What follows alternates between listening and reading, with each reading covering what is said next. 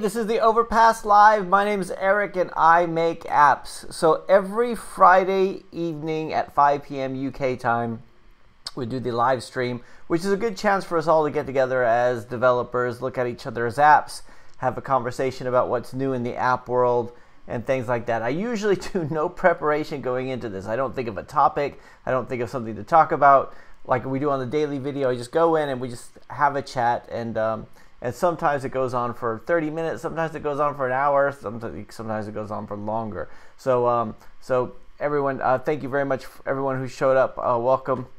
Let's see. We got Hussein Gokas. Hey, how's it going? Azimuth BH. Hey, my aim 1 million YouTube videos. Hey, how's it going? Hey, how are you? And then Rodrigo's here. Cool. And Jennifer. Hey, Jennifer. Cool. So this week has been a strange week. I mean, it's been a week for me. I feel like I have a video. I think tomorrow's video is going to be about just the day I had coding something yesterday where I just was like nothing was working, and I kind of feel like I've lost my mojo a little bit last few days. Like just this kind of feeling of right? I don't know if it's the weather or what, but I just need to get it back because one of those the bad karma type things. You guys can hear me okay, right? So just one of those weeks, but it's these things are usually temporary, so I just get out of the funk. But there has been some interesting things that come out. First of all, the GDC was this week. The Game Developers Conference for Google was this week, where they announced Stadia, which I think is like a Netflix for games, like a streaming thing. I think there's already been something like that. I can't remember what it was called, where you could just stream games, right? And that came out. And somebody asked me if I could do a video about it, and all week I was thinking I should do a video about it, except I don't know that much about gaming, like proper console gaming. So that's the reason why I haven't really been talking about that this week. But that's been kind of interesting. And then there was another announcement that came out this week from Google. It was something about download limits, or being able to download larger file sizes or whatever. But it was like, I mean, even when I read that, I wasn't like, wow, that's really cool. A lot of times you hear the app news, and it's news. I think maybe I should do a video about this because whatever, iOS, like iTunes Connect is going to support phase rollouts on Mac OS apps. And I see that news and I think, my God, that's like, not that big a deal. So let's see. My aim 1 million YouTube video says, without promotion, how can I get downloads? Okay, well, that's a good question. It's something we talk about a lot here. I mean, you should be doing some sort of promotion, or I mean, when we talk about promotion, is it paid promotion you're talking about, or just any promotion at all? Because you should do some. Like you should at least, because I think of just promotion in general, like telling your friends about it, talking about it on if your aim is 1 million YouTube videos, then I would say promote it on your YouTube videos too if you could, but also just getting it out there. So if you wanted to do no promotion and you just wanted people to find it, like when I released my first app, I talked about this before, I literally just I didn't tell anybody about it. I just kind of let it come up in conversation, and I was kind of hoping they would just find it eventually. And it's hard enough to get people to find your app, let alone people in the same office you're working at to find it. So but that was so I didn't really tell them about it. I kind of just hope they find it. So if that's your plan, like you don't want to tell anybody about it, then you have to make sure that when people are searching on it, it shows up well enough in the ranks, which gets harder and harder to do every year. With more and more apps going in, a lot of the search terms are already taken. So like today, what was the idea I had today? I had an app idea. I mean, it was just the kind of thing where you think, surely that's already done, and you check, you say, yep, it is. So it was like thinking, I was looking at my GoPro here. So I have all these different cameras. Sometimes I use a GoPro, sometimes I use my phone, sometimes I use my big camera over there, sometimes I'll use this webcam, right? So I have all these different cameras, and it seems like they all lack something. Usually it's audio. Sometimes it'd be nice if you had, or front, like this lacks audio, so I have to have a special connector to plug a microphone into it. Otherwise the audio is really bad. And it also doesn't have a front-facing camera. So I've actually been walking with the GoPro on the road walking down the street, just talking into like a selfie stick type of thing, and have somebody walk up from behind me. I didn't even know it was there, and I jumped. I don't know how long he's walking behind me. I don't know if he's making faces or whatever, but that's one of the things, front-facing camera. So my app idea was, just get long story short, was thinking, well, we do a vlogger camera, something where, and I've seen similar things where you had like a teleprompter and you use a front-facing camera and the teleprompter, so you could use both at the same time. And that would be kind of cool, just to be able to have notes and be able to film yourself, but then have notes nearby, on the side, so not just your own video, which is helpful, but also to have something like the timestamp. And a lot of cameras already have this, but just have something where you could type in some notes, like don't forget to mention this, don't forget to mention that, right? But when I checked vlogger camera as a keyword, that was already taken. So, like there's like loads of vlogger cameras, although I don't know if any of them, at least not in the top ones, had that one. But so the point I'm trying to make here is that when my aim is 1 million YouTube videos, which is a long name, is that getting keyword rankings is going to be difficult because there's already so much out there. I mean, it seems like almost like whatever you're searching for, you're going to find things that are ranking for that. So Neo Emptor, hey, how's it going? The weather kills the mood. Yeah, it really is. Adam Majors here. Hey, how's it going? Rodrigo says, here's the beautiful weather, so I'm happy. God, you know what? I think it's just been gray and cloudy and everything lately, and it's just, we'll get through it. Hawk, sorry I'm late. Hawk, we haven't even gotten started yet, Hawk. Jed, also here. Cool. Oh God, I'm far behind. Rodriguez almost went for a skateboard ride. Now I'm gonna watch Eric. Is that something you do? Like, I think I'm too old to get into skateboard, but like, 10 years ago I was playing Tony Hawk skateboarding. I think one of the kids got that. I was thinking, oh man, I think I want to learn to ride a skateboard. But I was like, in my 30s at the time, and I thought, you know what, I don't want to get in a skateboard accident at my age. So let's see. My aim 1 million YouTube video says next month I'm going to launch a job portal app. Cool. I mean, again, that would be really hard to do because there's so many. I mean, if you make it stand out in some way, that would be good. How could I promote it without spending money? Do something ridiculous on it. Do something that nobody else is doing, and do something that, like, if you wanted people to talk about it, let's say, like, okay, let's go it's difficult to say because I'm not really too familiar with this, but let's see, my app, Ear Spy or Ear Agent, was, I think one of the reasons it did well was because it's the kind of thing where people would show other people, hey, look, I got this thing that does this, because it's mentionable. Whereas if it was just a hearing augmenting app, then they might not think that, but they'll think, oh, look, I could hear other people, right? And you look at Trump or whatever, and he's always saying something ridiculous. He's getting all the news coverage. So if you have a job portal site, you could do something where you have different categories that other people don't have, like illegal jobs or something. I don't know what you could do because it's also your own brand, but you gotta think about how can you get people, if you're not gonna spend any money on promoting it, how can you get people to promote it for you? Which is easier said than done.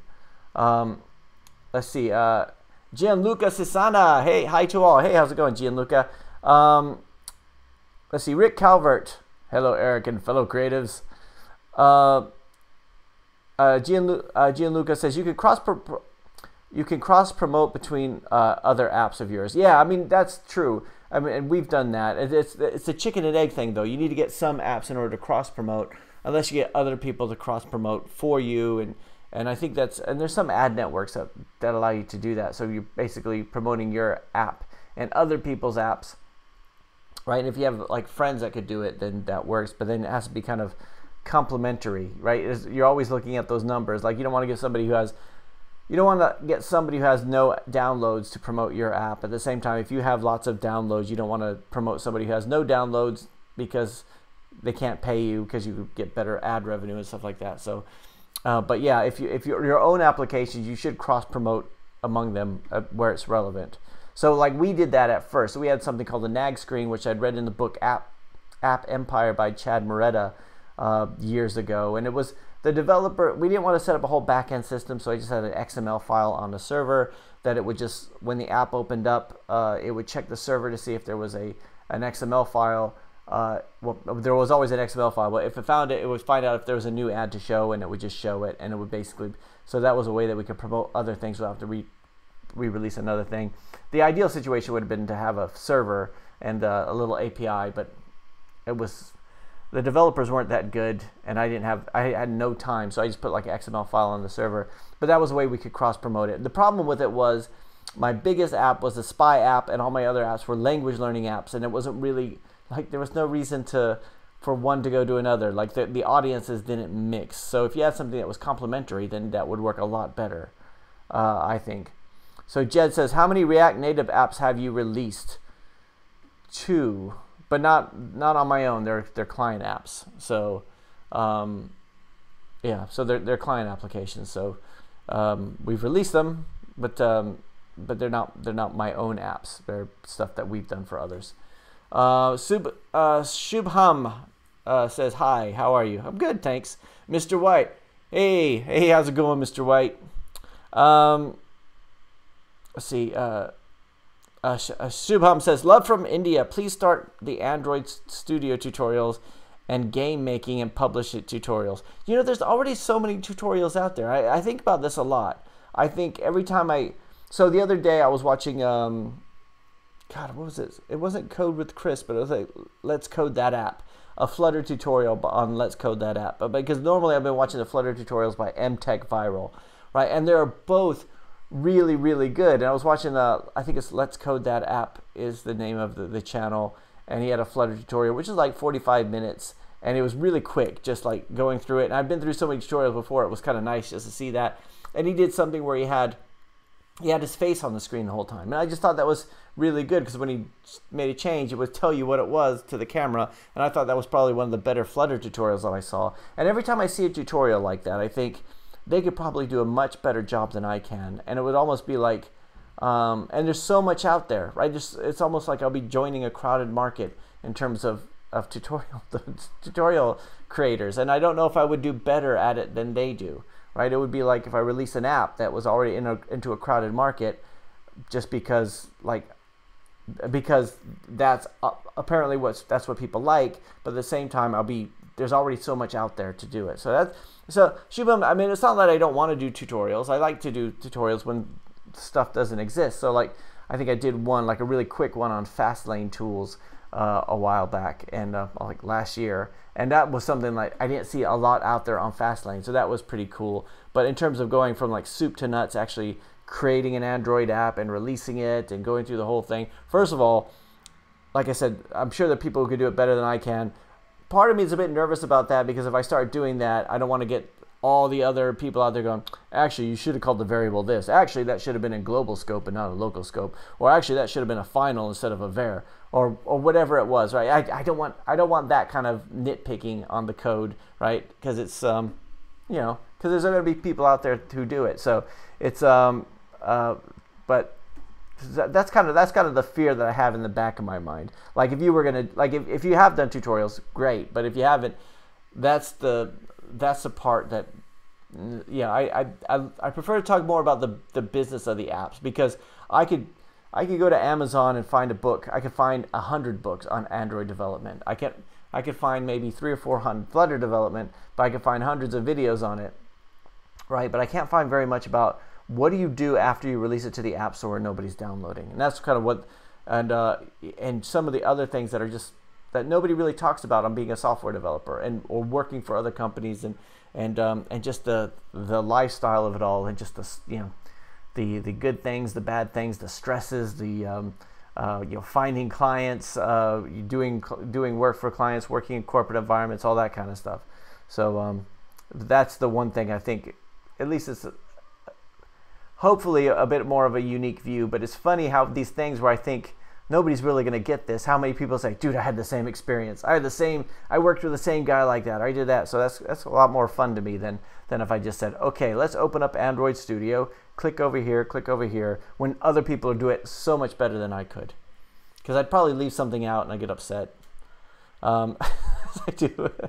Hawk says, I'm new to app. If someone were to learn, say, Ionic or Flutter, well, does he still need to learn native app to bring him to the next level, or would he be totally self-sufficient with just framework? Hawk, I think you could be pretty self-sufficient with just a framework. It depends on what you need to do. So I I've always been really surprised with how many plugins there are out there for Ionic or Cordova in general, right? It's anything I've ever wanted to do, I've been able to do it. And I'm talking about stuff like communicating with Bluetooth devices, UDP connections with devices, lots of stuff like that. Now, there's certain things that that are a lot more difficult to do, like running in the background, having notifications. But we have stuff that sends off push notifications, everything. And occasionally, I've had to go through and just tinker around with the plugin code. Right, there was like something that wasn't working quite well, so I have to go through and change it. And what you're supposed to do, what you should do is fork it, and then make the changes to your fork so that you don't, so you don't get overwritten the next time there's an update to the plugin. But that's not the way I did it. Sometimes I'm just lazy. I just go into the source code and change it, and just have to remember to never do npm install again. Or if I check it into Git, if nobody else is going to be using it on a different platform, then to remove the git ignore where I take the node modules out, because I know it's lazy, but sometimes I can't be bothered to go do a fork of it and do all that kind of stuff. And so but yeah, no, Hawk, I think you could do probably most things with just those frameworks.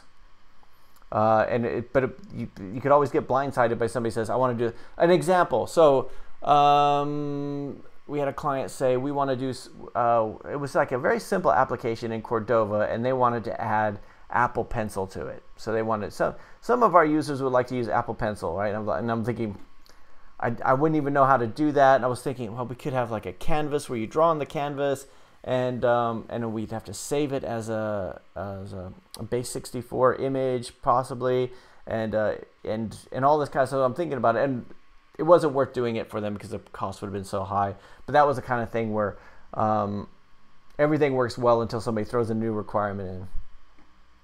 Omega says, have to go soon. Just want to say hi. Hey, Omega, how's it going? I just wanted to say your consistency is impressive. Have a great day. Thank you. I did miss last Sunday, and I think I'm going to miss this Sunday's video too. I just haven't. I try to get them done so we can get a thumbnail done in time. And last Sunday I had it done on Friday, and I didn't get a thumbnail done. So and I've been meaning to talk to you guys about this. I'm going to do a video at some point to say I'm going to slow down a little bit, just because I feel like I'm kind of running out of topics to talk about. And it's not so much that. It's every time I repeat myself, like I talk about a subject I already talked about, somebody will say, you're repeating content. Like there's always one nasty comment, you're repeating content, you already did a video about this, and I honestly cannot remember of all the videos. So I'm always thinking about that too. Is this something I've already talked about? It's kind of like today I'm thinking, so today I'm doing the Flutter stuff today, and I'm going, VS Code. Every time I'm thinking, I want to learn. I'm going from WebStorm and the whole JetBrains thing to VS Code, even though I'm going back to Visual Studio, which is kind of where I started. So I print out the shortcut thing so I could go to Command Palette, and I just have it here next to me, because it's like, if you haven't, as a developer, if you go from one tool to another and the keyboard's shortcuts mess up, it just screws with your mind. So like I go from Sublime Text to WebStorm to VS Code, and in Sublime Text, if I do Command D, it selects all the instances of the word, but in WebStorm it's Control G, which selects all the instances. So if I want to change a variable name throughout a document, I have to do that. Just simple stuff like that, and just those little changes in keyboard shortcuts screws with my mind. So I was doing that, and I had this idea, I should do a video on keyboard shortcuts for developers, right? And I'm thinking, hang on a second, have I done that one already? I think I have done that one already. So it's not really worth, So I'm getting to the point now where every time I think of a topic, I'm thinking, I think I've already talked about that. So let's see. Rodrigo says, you have an electric skateboard, Rodrigo? That actually sounds pretty cool. I think there's just something about, I think, okay, let's talk about, we should do a video about the things you would do if you didn't worry about what other people thought. Google Glass, when Google Glass was going to be a thing and people were wearing the Google Glass, and there were people on my LinkedIn profile who were posing in their profile pictures with the Google Glass thing on it. right? Like, because they were some technology guy, and I thought, oh my God, right? And I thought I would never ever wear that unless a whole bunch of other people did. I would love to do it. I would really want to. I would love to have an electric skateboard, except for the fact that and I know this is shallow of me. I don't think I could ride the electric skateboard without feeling self-conscious about it. But no, that sounds really cool. I mean, I would love to, though. That sounds really, really cool. Mr. White says, my match rate for my ads is always less than 15%. There are a lot of requests, but no ads to show. I found that in Google Forum, a lot of people are having the same issues. Do you? Now, a lot of people have been asking me about this lately, and I have not had that issue. Yeah, my match rate is about, it depends on the platform. Let me just check. I'm going to check it now, but I'm not going to show my screen because I'm not allowed to show you guys my ad mob. But I'm just going to have a look at it now because I looked at it the other day. Well, I looked at it earlier today, actually. But my match rate, it seems like it was really low on iOS for a while. Like it was like 50%. But it's around, yeah, I mean, this is on both platforms. It's about, well, it's higher than that. It's actually, it's more than half. So that's not bad. I can say it's more than half. And I'm not sure if I could find, I wish these reports were better on, so yeah, but I have heard that from a lot of people, and it's, and I'm not quite sure why, and I think for me, I think it's better on iOS than it is on Android, at the moment. But I mean, have a look at it, because if you're not getting I also had to do the thing where we went GDPR compliant, where I choose the 10 providers. I don't know if that has anything to do with it, why it would give us different results either. But yeah, I mean, who else is getting really low, like 10-15% fill rate? Joe Perez, hey Joe, what corporation you chose for your company and why? And do I need a different corporations for different apps I create? No, don't do different corporations. I mean, so I chose the corporation Overpass, but I did that years ago before I ever had an app idea, and I have so many different apps that I didn't really want to call any of them, like if I had one big app, I might call the corporation that. But I think just having a corporation, if you have like multiple corporations, that would be like too much to administer, I would think, especially if it's just one person, right? You got, like, as a corporation, I have to do the taxes every month. I have to do the company filing every year. I've got to send all the stuff to my accountant to do the VAT. And I would imagine if I had like multiple companies, that would be harder. It's bad enough that I have to send all the VAT stuff to the accountant. Although I think he was saying it's getting easier now if you make less than $50,000 a year or something. I can't remember the exact details of the conversation, but I think this year in the UK at least, the VAT on apps is easier for them to do the filing. But no, I think for me, and the only reason to have a corporation on the Apple side is because you could change the name, right? But on the Google side, I think you could just change the company name to whatever you want to change it to, right? I mean, and you can just do it as a trading as. So like in business, what you could do, even if you're working for yourself, you could say, I'm Eric Ruley, but I'm trading as Badass Eric Incorporated or whatever. Well, you can't say Incorporated, but I'm trading as Badass Eric Company, right? That would be my, so I could do that. I could make up business cards. I could do that. Even Overpass, I call it Overpass app sometimes. I could change the name if I wanted to. And a lot of companies, like a lot of times you'll get an invoice from a company and then you'll see at the bottom saying their actual registered name is something completely different than their name. So I think that's probably better to do it that way, because otherwise, Joe, it'll be like a loads of headache. My aim 1 million video says Firebase server, is it safe? Anyone hack? I'm not sure if anyone's hacked it, but I think it's pretty safe. I mean, it's yeah, I would think Firebase should be.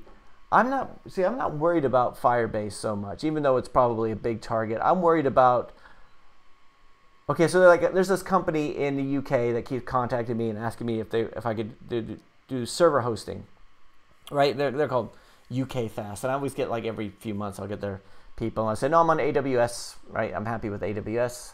We do all our server stuff on there. Occasionally we'll use Firebase or Google GCP, but I don't really want anything else. And my big problem is that if AWS goes down, or if GCP goes down, or if Firebase goes down or gets hacked, there's going to be a whole lot of movement to fix it in minutes, in hours, right? There's going to be people, alarm bells are going to be going off. It's going to be in the news. It's going to be everywhere. And there are going to be people fixing it immediately. Whereas if it was this company in the UK that's somewhere up north, I don't even know where they're located.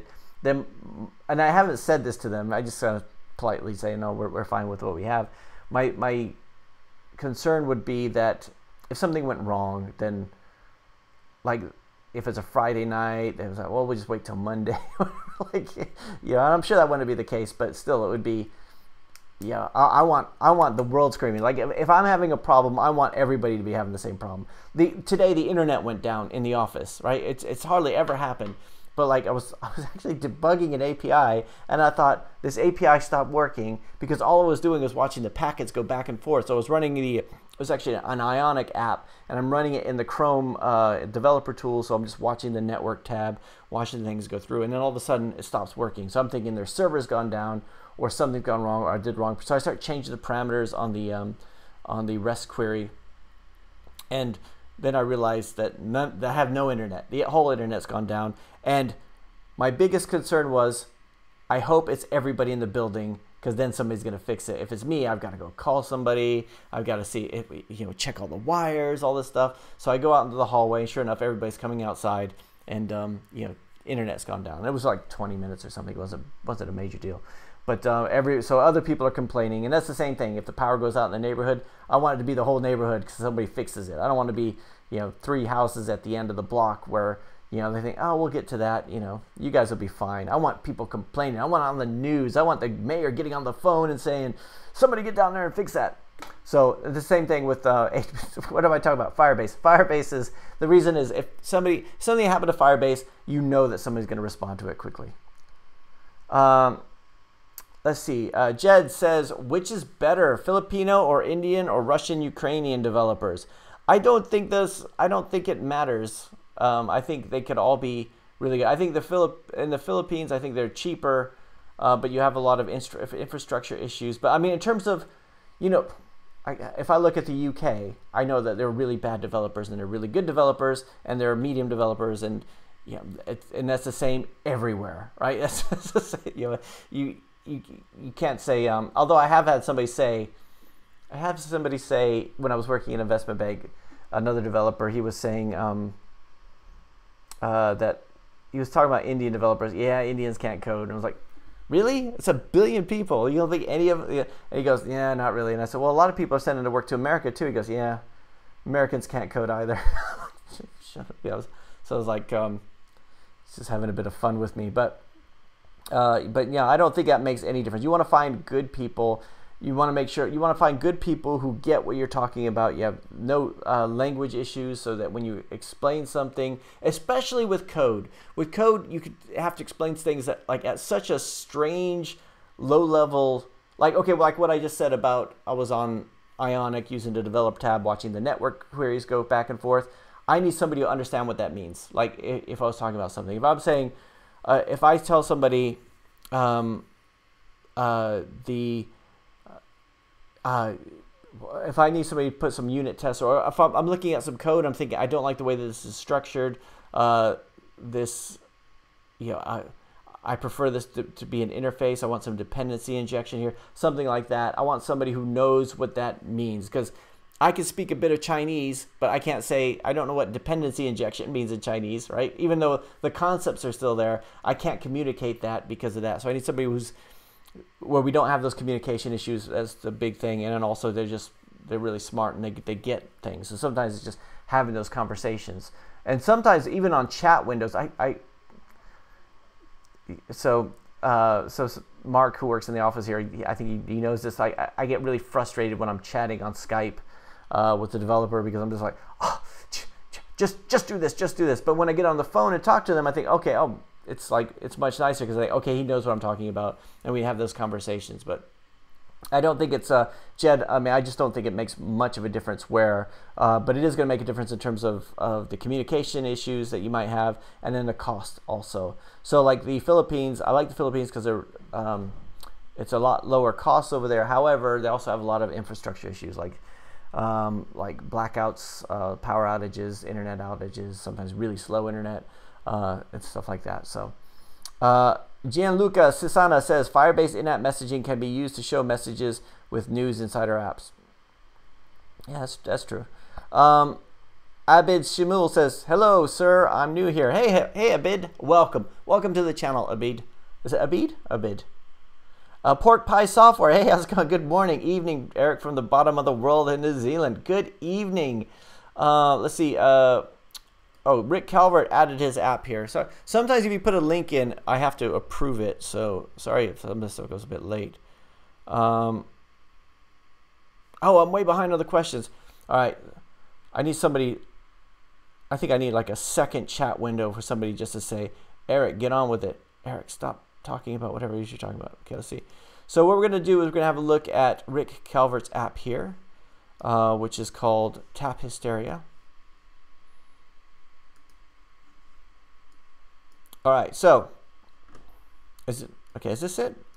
Tap Hysteria LLC. So, oh, this is on the App Store. Cool.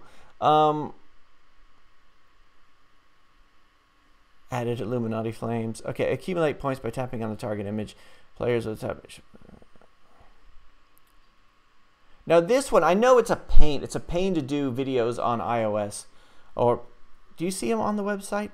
Because you can do the videos on iOS, but they're a pain. You have to do them in the right screen size and everything. But something like this, I would imagine it would be really good to have a video in place, just so you can see how it works. Tap Hysteria, and we've got that icon.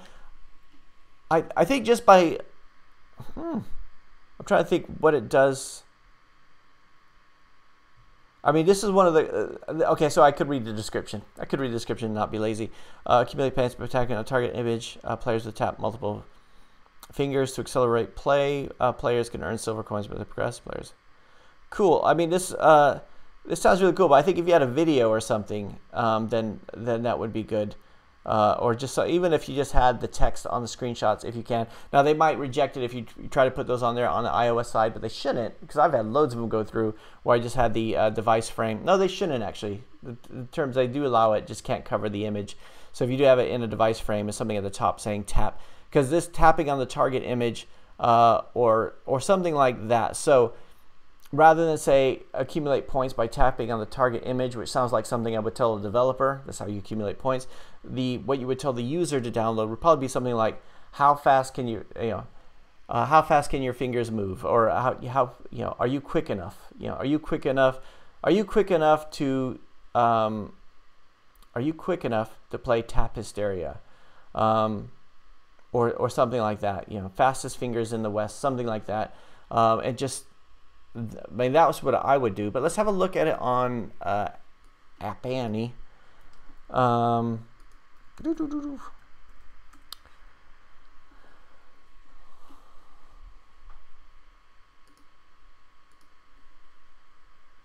I just want to look at see what you're ranking for. Now, if it's brand new, you might not be on here, but and again, so Rick, so what I'm saying is, I'm just giving my opinion because I can't see the stats. So it's we talked about before. It's not what you like. It's what works. And so testing different stuff. It's like I can say you should change the screenshot, you should change the icon, etc., etc., etc. But if it works, don't change it. So yeah, numbers are what matters. Numbers are what matter. So let's go to the ASO tab over here. And you're ranking number 7 for Hysteria. That's weird, isn't it? So like if I actually have Hysteria, like I'm looking for a medical app, you come up 7th. That's pretty cool. Let's see. So you're oh, this is the United Kingdom. Let's check the United States. So you're ranking number 9 for Hysteria. Tokes, incremental zoo, incremental. so yeah, I mean, tap hysteria. You can put a few more things in there. Fastest fingers. What would you say about fastest fingers? Dexterity.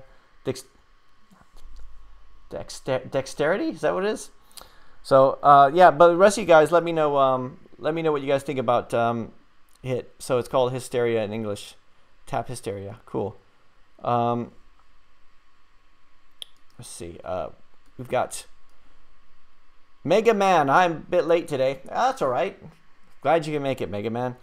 Let's see. Rodrigo says the Cordova Canvas image plugin is dead.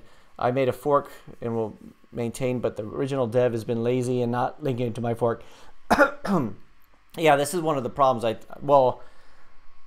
This is one of the things that scares me about any kind of these frameworks where I mean, the community is just so fantastic that there are people out there putting these plugins out there. And I say with a bit of shame that I have never created a plugin for Cordova, but I feel like I should. Like, I should think of something to do just to contribute to the community, because because you could just do everything from Cordova applications because there's so much out there. However, you're relying on a developer to make those changes. So like, what was I looking at?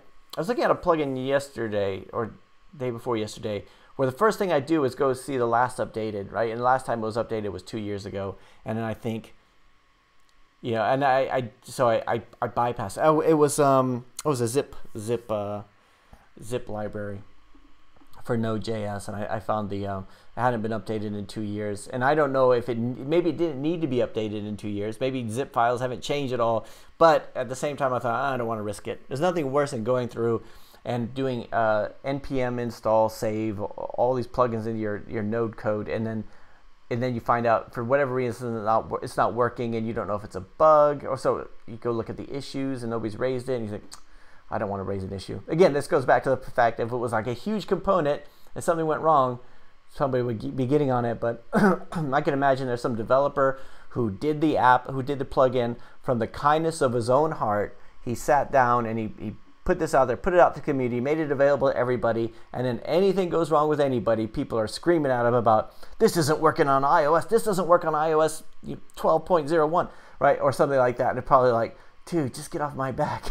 So, yeah. Techno Joe says, you should vary up your content more. I know, like going to local app events, Skype interviews with other devs, hardware reviews, tours around your city. Yes. So last year, Techno Joe, that pedal bar card was cool. Yeah, that was pretty cool. I need to do more stuff like that and just get out more.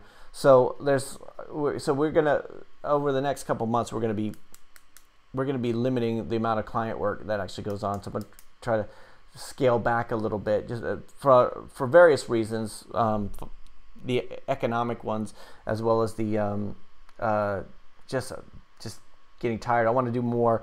I want to do better videos. I would like to maybe produce a little less often so we can do a bit more stuff and vary up the content a little bit.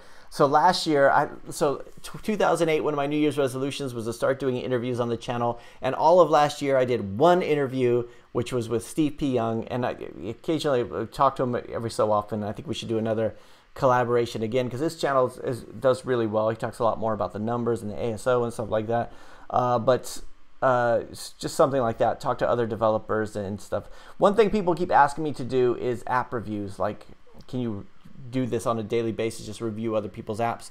And the reason I don't is because I just think it would be kind of boring for everybody. And I hate that when somebody says, like, there was a while where every business book I read would talk about Cirque du Soleil and everything this is the reason why Cirque du Soleil was successful, right? Blah, blah, blah. And it would talk about all the stuff that Cirque du Soleil had done. But at the same time, it wasn't written by the people who did it. It was just people who after the fact watched it. Like, they weren't saying these are the rules to follow and you will have the same success. They were saying, like social media platforms. Like, I'm tired of reading people saying how,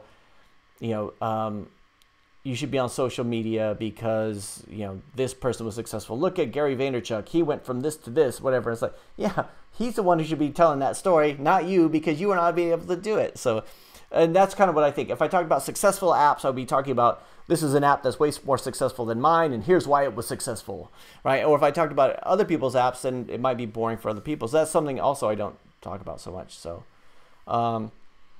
Mega Man 26, but yeah, thank you very much, Techno Joe. I need to vary up the content a little bit, right? It does get to a point where I think just doing it daily there's been and with client work and everything, I know there's days where it should be better. It should be, I should be going out more.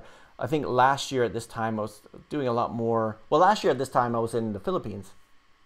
All right, so there was a lot of really good background and stuff like that. And but lately I've just been in the office so much. It's been kind of boring, I suppose. But we'll vary it up a little bit.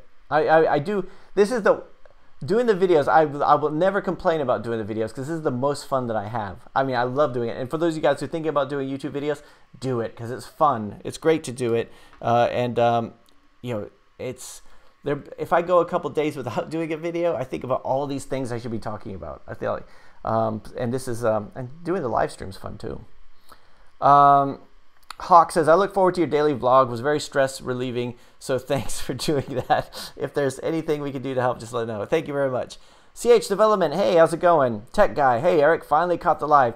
Tech Guy, I'm glad you made it. Hawk says, going through your vlog, I noticed your client work ranges from iOS to Android to framework to backend platform stuff. I wonder how you managed to learn all of that. So there's a lot of that just comes over just a long time when working on stuff. So given my own preference, I prefer to work with Node.js rather than PHP. I know some PHP because back in the day doing some PHP, but I don't know Laravel or Cake or any of those platforms. So a lot of times I have other developers who work on that stuff if we need it. And the only reason I would go with PHP is if there's a business requirement, like the client, that's what they're using. I do C#, so my background is in C#, and I really like JavaScript. That's the platform I like doing. So, I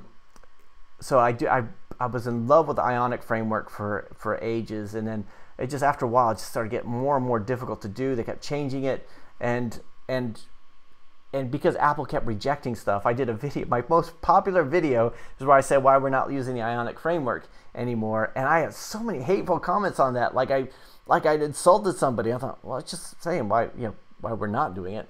So lately I've been doing a lot of stuff on the Flutter, and I still have a bunch of Corona applications that I do. So I was learning Lua, and a lot of times the reason I learned it is because maybe it's a developer who's let me down, and he should have been doing it. And then he's like, oh, I can't figure this stuff out. So then I'm learning it. And a lot of the concepts still apply, right? A lot of the stuff that you go from one language to the next, the hard bit is just learning the structure of it. So, you go from doing ifs and loops and then to functions and classes, and then you go to more complex things like interfaces and dependency injection and design patterns. And a lot of times you go to a new language, you go right back to the beginning, right back to ifs and loops and functions. But other times you're thinking, how could I do this? You just find those frameworks. And it's more like knowing they exist. Like I assume it's like if you learn a language, if you learn any language, learning a language after that's going to be easier because you kind of know the process of doing that. You know the constructs of, the grammar's changed. Everything's a little bit different, but it's also very much the same. So that's like with human languages. I always think it's so strange how before you learn a language, you think it's a one-to-one relationship. So in English, we have a word for, say, water. In Chinese, we have a word for water. So that's just it. But then we don't think about all the other similar words, all the synonyms for both of them. So not synonyms. Yeah, now synonyms for both of those, and a lot of times they don't quite equate. So, but that's what learning language. Those little things that get you. So, Be Smart says, "Hi Eric, what's the best practice for avoiding static variables like text view?" So, avoiding static variables. Static variables.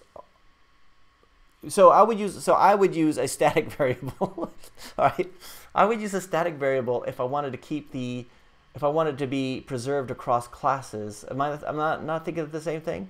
If I had something like a counter, I would put it as a static variable so that my instances of the class could still use the same variable and increment it, and it's static across all of those. And I could just as easily move that to a global variable and use it by referencing it. But static works a bit cleaner to me. But the static text view, avoid static variables like static text view. I'm not sure what the static text view is. Be smart. Hope that doesn't make me sound like every time I try to answer a technical question, I don't know the answer. I'm thinking either I misunderstand the question or I don't know it. So let me know. A tech guy says, Eric, you should include your employees in the to the video. So yeah, I do the live streams when nobody's here, and it's kind of awkward when other people are in the video. Even friends. I've had like nieces and nephews say, "Can I be in your video?" I'm like, I don't know. Yeah, it's too difficult when you get somebody else in it. Like, because they're like, my hair didn't look right, or or like a year later as they get a bit older, like, could you take that video down? Because people are searching for it and they're finding. So it's just easier when it's just you. It's like I could, if I embarrass myself, I embarrass myself. I don't want to embarrass anybody else. So, let's see. Loading Pix says, "Can you check my game?" Let's see. So this is Loading Pix's game. Moment. We're gonna have a look at another app here. This one is called. Wait for it. Crown Battles 3 versus 3 multiplayer. Cool. Ooh, nice icon. All right, I like already. It looks very professional to me. So you've got. I don't know why it looks professional to me. I think you got a video. Oh, you're using pre-registration. Are you using pre-registration? That's the thing they announced at Google GDC this week, isn't it? They announced pre-registration. See, the only 3v3 game you need. Fast-paced multiplayer. Climb to the top. I think this looks pretty cool. Let's see. Are you tired of shooter games? So you see, I like these. I like the keyword. I'm always looking at the keywords. I like the shooter games in the first sentence. It'd be Crown Battles has arrived with a fresh game feel. I think this looks really good. Loading Pix. I think this looks. Your in-app purchases go from $169 to $87.99. Really, to $87.99? You know what? I need to raise my in-app purchase prices. So let's. I think it looks really cool. You might want to play around with the icon a little bit, but I think it depends on what you do. So it's not available yet, though, is it? Or it said pre-registration. Or it is available now. The match has begun. I like the way you're using markup in the description. It's much better than I'm doing. I need to go through and look at my descriptions again because I wrote them years ago, and it's been at least a year since I've updated any descriptions. So cool. I think this looks really good. Let's have a look at it on terms of. So when did you release it? 19th. So just a couple days ago. Version 1.5. Is it on App Annie? Let's have a look. I know, so sitting here talking to myself. Let's see. All right, so let's have a look at Crown Battles 3.3. So yeah, I don't think we have a. There we go. All right, so you only have 2 reviews, which makes me think. See, this is the thing. So you've got the markup on App Annie. It shows like this. So that's kind of cool. So everybody's wondering how he did it. Look here. I'm gonna go through and steal this Loading Pix. So, I mean, not the description. I need to add some markup into mine. And I know Rodrigo has showed me before how to do it. And I'm thinking, I said it. So you're ranking 66 for Playday, Taunt, Face Off, Be Smart. I think we need to think about. Oh, that's United Kingdom, but I think we need to think about what would somebody search in order to find it. I think multiplayer would be a big one, but that would be hard. 3 versus 3 multiplayer is cool, but I mean, I don't know if somebody would search 3 vs 3 unless that's a is that like a term people would search on? Let's just do a quick 3 vs 3. Oh no, it is. Okay, my apologies. So that is a thing. It's like oh God, first person shooter FPS. That was one that my kids kept mentioning. I never knew what it was, and I kept thinking fast page server, but it's like a common term. So yeah, I mean, if that's cool, so you've got a lot of things coming up. You're coming up there. I think because it's so new. When was it first released here?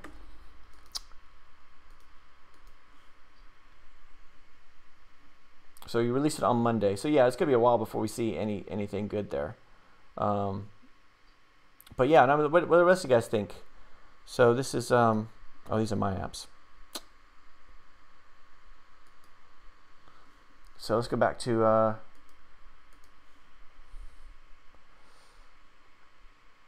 let's see. So that was Loading Pixes. Joe Perez says thanks. Simon Hammer, he says, do you recommend using Firebase? So Simon, yeah, I do, but you have to watch out. So like we use Firebase we were trying to use Firebase for everything, like downloading data and then also images using the Firebase store. And we found that we ran out of bandwidth very, very quickly, and the price on Firebase is surprisingly large when it comes to bandwidth. So we started doing we were downloading like the entire database for each user. So we're downloading the entire database for each user, which is still just JSON, and then the images. And we found that within a couple days, I think like with one day, it wasn't even live, just development. We ran out of bandwidth on the free tier. So I upgraded to the next tier, and we ran out of bandwidth with that in the next few days too. And again, we had a lot of processes running off of it. We had like a lot of things that should have been cloud functions, but we're on a different server, so that server is updating that one. So we had a lot of bandwidth going back and forth, but that got a bit expensive. So when it comes to that, like if you get to the point where you develop everything into Firebase, and then you find out that it's too expensive or you're using too much bandwidth, because you're in the Firebase mode of thinking, then it's going to be difficult to transfer it to something else. Where if you use like MongoDB and Node.js, if your server host gets too expensive, you can move it to another server host, right? Because you could take all the authentication, everything else, and move it to something else. Or if you're with Firebase, you're kind of in there, but Firebase handles push notifications, storage, database, real-time database updating, ads, analytics, everything. So it's, well, not so much ads, but yeah, it is ads, but it handles everything for you. So it makes sense to have everything in that one camp. But we did find in a couple projects that it just got too expensive, so we had to move it to something else quick because we had too much processing going on. So I don't know if any of you, rest of you guys have had that, but I do recommend using it. I think it's really cool. Let's see. Mega Man says, "What's your one-day retention rate for EarSpy?" Let me have a look. I did know what it was. Console.firebase. It's not good. This is one of those I can't say. Yeah, man, my retention rate is good, man. I'm a master developer. I'm a master programmer. No, because my retention rate sucks. It sucks on this app, and this is like my most profitable one. So. And a lot of people will ask a lot of questions about this. So let's go with, I'm going to show you my screen here in a minute. Just want to make sure I get into it. Because I want to make sure I don't want to show you anything I'm not allowed to show you, like RPMs and stuff, which I don't think is on Firebase console, but I just want to be safe. Just be on the safe side. What's my retention? Here we go. Yeah. So I share my screen. So this is on EarSpy for Android. It's retention cohorts, week 1. That's not what I need, is it? If you use the retention, I mean, it's really low. I get very few, only 12% keep it longer than a week. I don't have a day-by-day one. Have they changed this recently, or am I just, oh, here we go. Here we go. Day 1, day 0, 100%, day 1, 14%. So really bad really bad Mega Man. So just for what it's worth, I mean, I wish I had something where people could keep coming back in. I thought about putting push notifications in just to remind them they have the app installed. So hey, don't forget to use this. But it's the nature of the app doesn't really it's not like I have anything new to announce. So but I thought about doing that with the language learning apps just to get them back in. Say, hey, don't forget to practice today. But it's just been laziness. I haven't done that yet. Or it's one of these things where you think I should do that. I should really do that. The same way I think I should really do 100 push-ups. But eventually I will. So Be Smart says, hide your subscriber numbers for growing quick. Trust me. Really, Be Smart? You think I should hide my subscriber numbers on the channel? Why? How would that help? DS Bailey, AWS Smart is a good point. Okay, so Alexander says, what's up, gangster? What's up, gangster? Hey, Alexander, how's it going? I love being called gangster. Nobody in normal life calls me gangster. I think because I look like, I don't know, I look like I'm in my 40s, and I was talking to somebody the other day, and it was just, I went out to the pub, I was talking to somebody, and he said he was on cocaine, and I said, really? He said, yeah, those are the people here are, that, and I've never done drugs, right? And I can't start now because I look like a narc. I just don't. So when you call me gangster, I feel like I got a bit more street cred, right? I might get some tattoos. I might bulk up a little bit. Gangsta. So thanks, Alexander. Mr. White says, do you use AdMob mediation? What other ad companies do you use for your apps? So yeah, I was using AdMob mediation a lot, and then I just sort of stopped. It just seemed like I have them set up, but after a while, it felt like none of the other networks were doing as well as AdMob was for me. And I know I should keep them in there just so I can keep changing it. And eventually, when I do an update, I'll remove those SDKs for the other networks, just because. Yeah, what I don't want to do is end up having some sort of policy change where I end up having this one SDK that I forgot about that has some implementation in it. I have to go to update it anyway. So, so right now I'm not doing any. No, I'm doing AppLovin. I think it's just AppLovin, but it's so low. I think I set the floor threshold so high that I was like, I just don't care. I'd rather have it. So if AppLovin ever does get really high, then I should get some revenue into it, but not really. Gearoid Mullins says, hi, Eric. Does your company Overpass offer services to assist with ASO? We have an ASO guy on our team, and I was planning on getting him to help with the ASO, so we do ASO services, but we haven't really started that yet. So it's something that I've been thinking about doing. We have somebody on the team where I thought about doing like an ASO audit, which might be kind of fun to do. There's something about ASO that well, it's like, I think I've gotten so used to over the years having SEO consultants contact me saying, the email you get all the time. Most of the time it goes straight to spam, but every so often I go to your inbox that says, we can make you the first page on Google. We're SEO specialists. We could do this, and this. And what they can't do is promise you results, right? They can't, right? Make me first page on Google, based on what keyword? Like, there's only so much competition. So even with apps, like if we were to do my fear, Gearoid, I hope I'm saying the name wrong, is the reason about doing the ASO is like I couldn't say 100%. Yeah, we're gonna, I'm gonna get you 1,000 downloads a day. Easy like that, because there's so much competition out there, and part of it is like you would still have to make changes to the application itself, right? Let's do some different stuff, and that's one of the reasons. However, there are a lot of people who could really use that help, at least the guidance in that way. So it is something that I've been looking into and being able to offer that as a service, but so far we haven't. I hope you guys are still here. I know by the time I get to your question, you guys may have left. So, El Cyro 187, do you have the paid version on App Annie? No, I don't. I've only used the free version on App Annie. So every time I talk, App Annie is these strange services where level 1 is free, level 2 is 700 pounds a month or something ridiculous. There's no like I'd be happy to pay if it wasn't like that huge thing, because I feel like I should pay something, but yeah, a lot of these app services are, they're just this hugely inflated thing. So I only use the I only use that, you know, occasionally. So CH Development says, Eric, I understand that if it works, don't change it, but when do we know if something really works?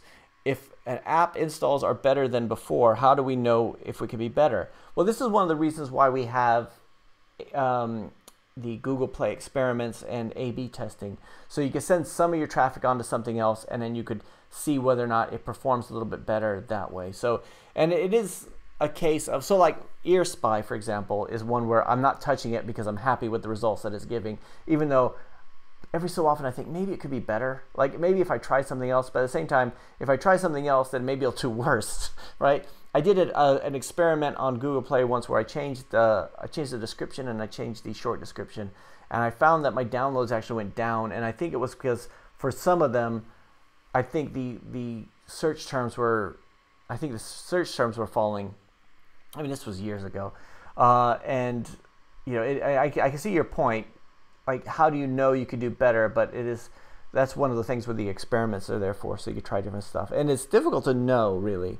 Like if you talk to somebody who does a lot of A/B testing, so we test everything, man. We test everything. It's like you test everything, right? You check. Have you tried to change the name? Have you tried to do that? Have you tried to just take it away from the App Store? I mean, there's only so much you could test. You have to make an assumption based on it. So like we did one where we changed. We had one called Chinese Mandarin Alpha Team, and we tried 4 different icons. So we had the one icon. We tried 4 different ones, and I didn't see any real change in terms of the icon making a difference, so we just stuck with the one we liked because it was the one I liked the best, right? But even then, I mean, I could have gone total left field and said, well, let's do something where it's just a character. Let's do something where it's, you know, something completely different. But it's only, you can only try what you think is going to work. It's going to be like an incremental change.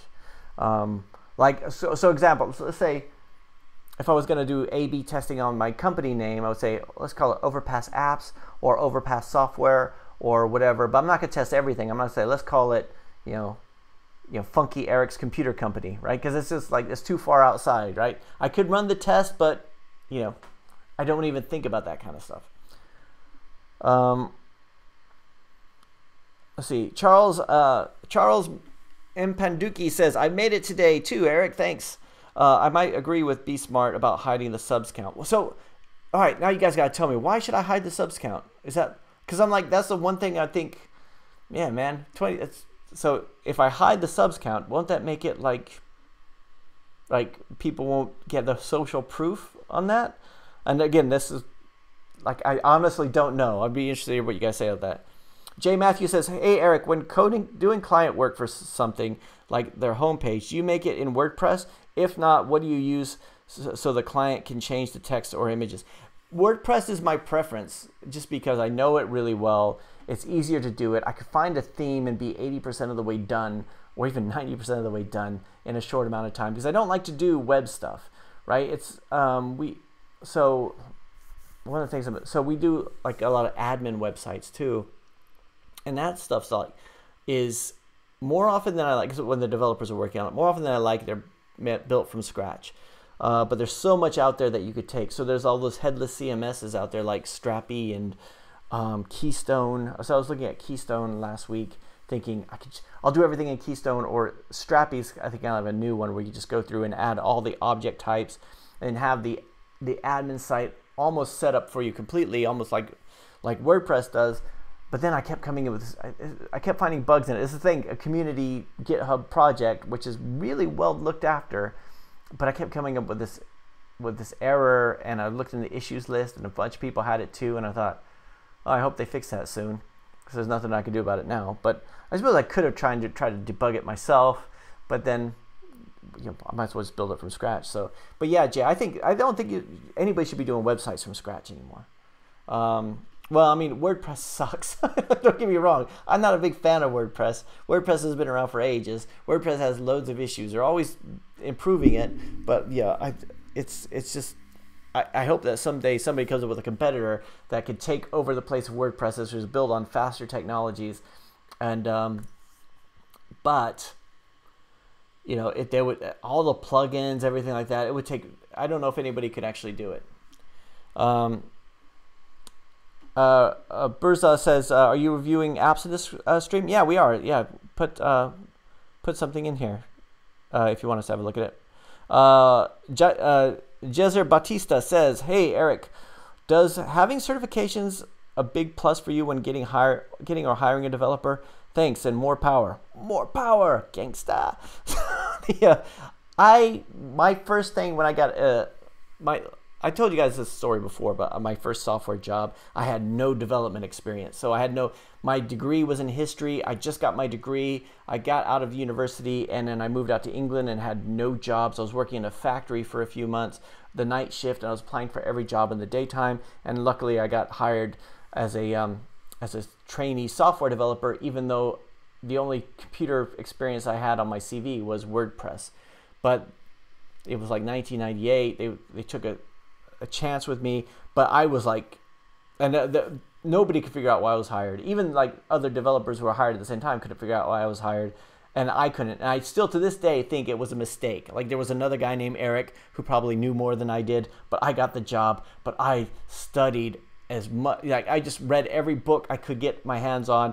I had a 2-hour train journey there and back, and I read everything. And it's funny, if you got, this is what I say, if you were like really hungry to learn this stuff, you could be the best at it in a fairly short amount of time. I mean, there's going to be people who have 20 years experience who know about error handling and well-structured code who's going to know more about it. But you could be the local expert on Flutter or Strappy or whatever these frameworks are that are out there. Strappy's one I just mentioned. You could, because not everybody's reading all those materials every day, and you could be the one writing those materials and doing those tutorials on YouTube. And I think that's much more beneficial than having the certifications. But the reason I'm telling you the story is because one of the first thing I did was go for my Microsoft certification, because I didn't have anything to rely on that said officially I knew how to do this, except for the fact that, you know, I was hired to do it. And I think it's getting those first jobs through. I think it does help, but it never made any difference to me. I mean, for me, when I hire somebody, it doesn't matter if they have a degree or what, but it would be nice if they can demonstrate what they've done. And what I would love to see, which I very rarely see, is somebody who could point out some blog posts. So like our ASO guy on the team, he was like, show me the blog posts he's done, the content he's written. It was just refreshing to see somebody who's not just like, I'll do it if you pay me. I'll do it if you pay me. I'll do it if you pay me. It's like, no, I've done all this stuff on my own, but you know, and I could help you, right? That's you should always be going into a job interview like, hey, I'm here to help you, right? You guys need somebody, you know, not I need a job, please give me a job. You should be going in there saying, I'm here to help you. I know how to do this stuff, but you know, and you need somebody to do it, and I do it all the time, and I could help you. If you can go in with that kind of mentality, just by having that portfolio behind you, then you'll be fine. But I know what it's like to be on both sides of that. I know what it's like to go into a job interview and just be desperate.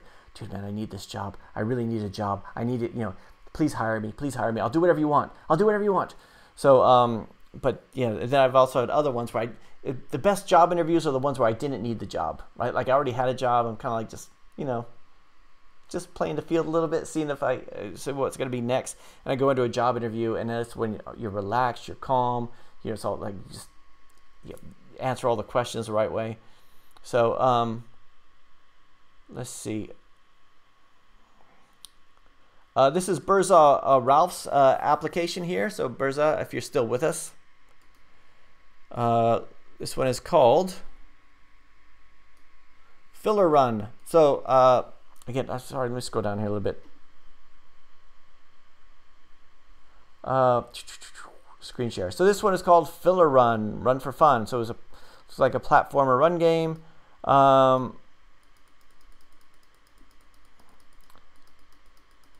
Okay, so Burza, this looks okay to me, but it almost looks a little bit like something I could buy from Code Canyon and reskin. I'm not sure. Again, this is one where a video would be good, and what makes it different from all the other platformers out there? Like you just have the screenshots. So Run for Fun, Filler Run, Run for Fun. You got run in there twice, And these keywords, while they're good keywords, I don't know if you're going to rank for run or fun. But maybe for filler. What does filler mean?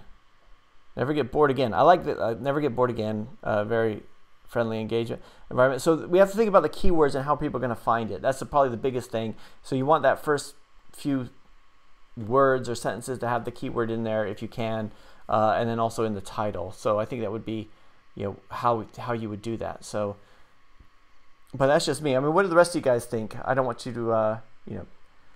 So if we look at, again, we'll just, because we're doing this App Annie thing, free version of App Annie, I would pay for it if it was reasonably priced. If I got the value out of it, if they told me it's £1,000 a month and I thought I would get the value out of it, I would do it. But it's not something that, like I suppose if it was an enterprise and we're like, if it was Uber and we did that analytical data, then yeah, I would. So let's see, we've got, yeah, so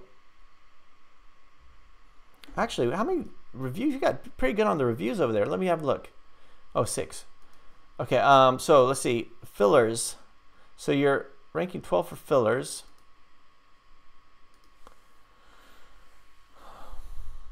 Which is, again, the filler one is the one I'm kind of confused about because I'm not sure what that means and how that fits in with the topic. But what do the rest of you guys think here?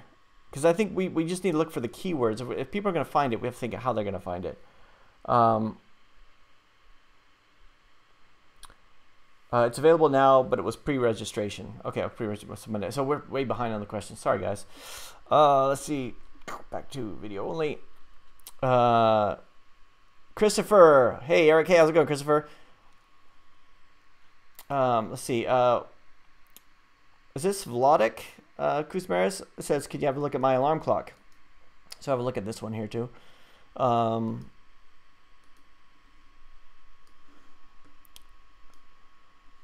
Maybe we should. Hey, do you think we should have background music going through the whole video? Every so often, I see people with background music in the background, like the whole time, like just some sort of ambient thing. You think we should have that going through the back of the video? So okay, so this is called Weather Alarm Clock. Talking alarm clock with weather. Cool. 61 reviews. That looks pretty good. You got a video. Awesome.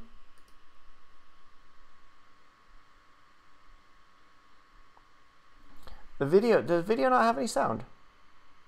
Oh, there we go. It's 6 p.m. It's 10 degrees in Paris and light intensity shower rain. The wind speed is 9 meters per second. Have a nice day. That's cool. I mean, yeah. Actually, I've never done this before. Let's have a look at this video. Can we open it up in YouTube? Come on, man. So I want to see how many views you're getting on this video. This is one. Another thing about the having a video is at least you can see how many views you're getting. If we have that, so 44 views. So I was going to make some recommendations on changing the video and having a bit of stock images in there of people waking up or something like that. But oh, I like this. See, look at this. All right, hey everybody, take a look at the screenshots. This is not a screenshot. This is multiple screenshots, but I think it looks really good. So it's showing everything in one. Now, I wonder how it will look if you're looking at it on a phone, but here we go. Again, we talk about something. It doesn't have to be the actual screen. It has to be more like marketing material. So I think this looks really good. Detail weather reports for you to wake up. These look really good. Calm sound for every day. See, this is a good. I like this one. Using the stock images, you're not just showing just the app itself. You're showing it in different places. So, I mean, you could possibly do that in the video too. And you've got exactly what I wanted. Really good reviews. Vladik, I think this looks really good to me. What do the rest of you guys think here? Let's go. We'll go back to.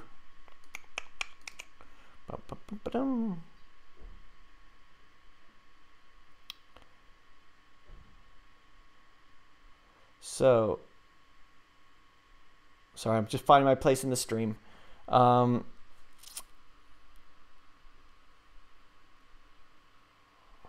Loading Pick says, thanks for the review. Almost 2 years on making it as a hobby. Yeah, I mean, I think we should all start. I think even if you had a job as a developer, you should still have it on the side as a hobby. I mean, I remember thinking, going to work and getting home late at night and thinking, or getting up early in the morning, coding on my own stuff, going to work, coding on their stuff, and then coming home. It was almost like, I need to get home so I could code on my own stuff. And I know other people I worked with said, I know a developer I worked with says, I don't even have a laptop. Last thing I want to do when I get home is go on a computer. I'm like, I want to do the fun stuff. I want to do the stuff that, it's like being a race car driver. I always say it's like being a race car driver and a limousine driver as your day job. Like you just you'll go and you'll drive people slowly from place to place. Thank you, sir. Thank you, sir. Right. But then when you get home, being a race car driver makes you a better limousine driver and vice versa because you're doing the same thing that complement each other. So I think even if you have a software developer job, which is not bad, getting a job is not a bad thing. So if you can do it as a software developer, that way it's a complementary thing and you'll get better at it. Even just stuff like practicing keyboard shortcuts. Even if you're not coding your own stuff, it'll make you better when you do work on it. Christopher says, hi, Eric. How long did it take for EarSpy to become highly visible on the iOS and Android app stores? It depends on what highly visible means. For me, it took about a year. And it was really after I translated it into the different apps, so after different languages. So after I made it multilingual, that's when it really took off. And I think I've done a video on that where I showed the growth curve where it just was like a few hundred a day, and then went 1,000 a day, and then a few thousand a day, and it was that was the big thing. It was almost like all the review. It was like the ASO, and this was like I tried both ways. I tried doing one app for each language, which eventually like Apple stopped supporting because they have a multilingual app, right? But once I did it as multilingual, just changing the descriptions made it searchable in other languages, and those reviews were still helping the ASO. It was like helping the social proof of it. It was going up and up and up because people were finding it from all over. So even though it may have been doing okay in the US, it was doing really well in Thailand for a while, and then it was doing really well in Brazil. So it was kind of almost like different places it would do better than others, and then it would go down in those and come back up. But it's, I highly recommend it, translating your app into multiple languages. But again, it's also the case, it's expensive to do if you're going to keep changing it. So like for me, so my language learning apps have been translated so that the language learning apps where you can learn like Mandarin, I've also had that app translated into Russian, Portuguese, Spanish, Korean, and Chinese, simplified and traditional. And the hard bit is I want to keep adding stuff to it, like add a new feature, but then I think, I have to go back to get all those things, the strings translated again. I don't want to go do that. So it'd be good if once you establish it, like I'm happy with the way this is, then at that point you do it. Otherwise, it'll get more expensive every time you make a little change. Techno Joe says, what services do you offer for your consulting and how do you bill? Hourly? So for consulting, we just have like a link on the website. So it's like 15 minutes, 30 minutes, an hour. And that's more like, that's if somebody just wants to, I just want to talk about my app. Like I get this email a lot where it'll be like, Eric, what's your Skype number? What's your WhatsApp number? I just need to ask you some questions. And it's like, I'm really, really busy. I'm really busy, but that's why we do the live stream. The live stream is a perfect thing because then we can all discuss it together. If I don't know the answer, somebody else is going to know the answer and do that. But sometimes people say, no, I want your time. So then they can hire me for like 15 minutes, 30 minutes, or an hour and just go through stuff. So almost do like we do here. Let's have a look at the app, make some suggestions, take a look at the description. What can we do? How can we improve it? Have you tried this? Have you tried that? Make some suggestions there, and that's not as a developer, but mainly just as somebody to go through and look at it, saying how can we improve this? What reports can we look at to make it better, and things like that. So that's what the consultancy does for me. And from time to time I do it. I should plug it more. I've never plugged it on the channel because I think I'm a bad business person because I don't go for the close, but very often. I'm always thinking, I just help you out. And sometimes when somebody does ask me for help, I'll say, yeah, let's just help you out. But it does get to a point where I just couldn't keep up with it. So we put the consultancy link on the website so that if everybody does want to book some of my time, you can, but it's not, it's not cheap. And usually, like even if it's 15 minutes, it's just have a look at stuff. But like the live stream is kind of, it's where we can do it for free. So we kind of cover all that stuff here. John Reed says, quick question. Can you have a payment system which spans all platforms so that payment on one system will allow access on all platforms? I would think iOS and Android would insist on their 30% cut. Yeah, John, I think so too. So like if it's a digital product, then you can't do it within the application itself without having to give the 30%. So you'll notice that like Netflix and Amazon. So if you ever use the Amazon app on iOS as opposed to Android, if you make you can't make a purchase through there. Even on Amazon Prime, you can't. Well, yeah, on Amazon Prime app you can't.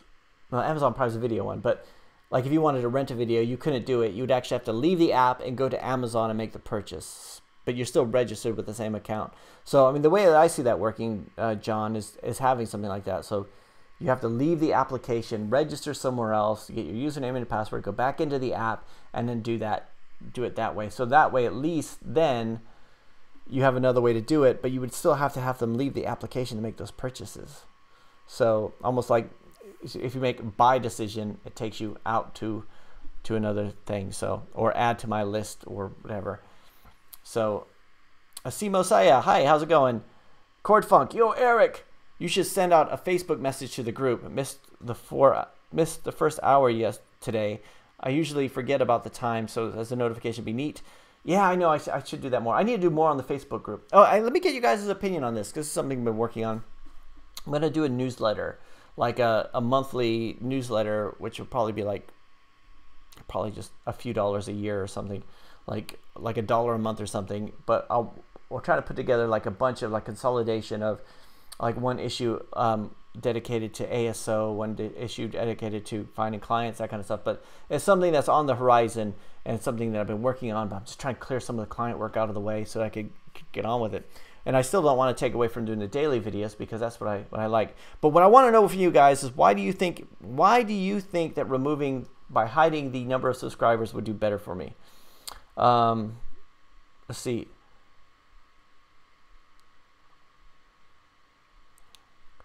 Stephen Dew says, hey Eric, what would be your top non-code tips for releasing your first app? Thanks. So non-code, so you mean like you already have the app and you just need to release it? So like somebody else has coded it, or you've got it from someplace. I would say just make sure you have a really good, make sure the title, think about, before you start anything, and it's something I did do, is think about how people are going to find it, and what kind of keywords can you do, and how would it be compelling. So like an example is, let's say I'm scrolling down my Facebook feed and I see your app. What would make me want to download it? What would make me stop scrolling? I've been reading a lot about Facebook ads. We did a Facebook ad last month, did horribly. But one of the things, I was reading a book, they talked about is how do you get them to stop scrolling on a Facebook ad? What would be about it that would say, hey, I could use that, right? Because there's one thing if you're looking for something, right? There's something that's non-sexy because it's just something I need. A currency calculator, for example, is one. I know I need a currency calculator, so I'll just go search for currency calculators, and the top one, or the whichever one had the nicer icon and looked like the best one, then I would choose that. So like the first one that ranked the top had the most reviews, but a really ugly icon, I still might not go into it. I'm just making a quick decision. I want the one that looks more polished because it looks like they spent more time on it. Right, so there's that. That's just kind of like the boring thing. That's like commodity, the thing that I need. But what can you do that would make people go, oh, I could use that? And you see this like on Facebook ads all the time. At least I do. Maybe just because it's my profile or whatever. But I'll see stuff like exercise equipment that's really unique and weird when you watch it. Like, does that actually work?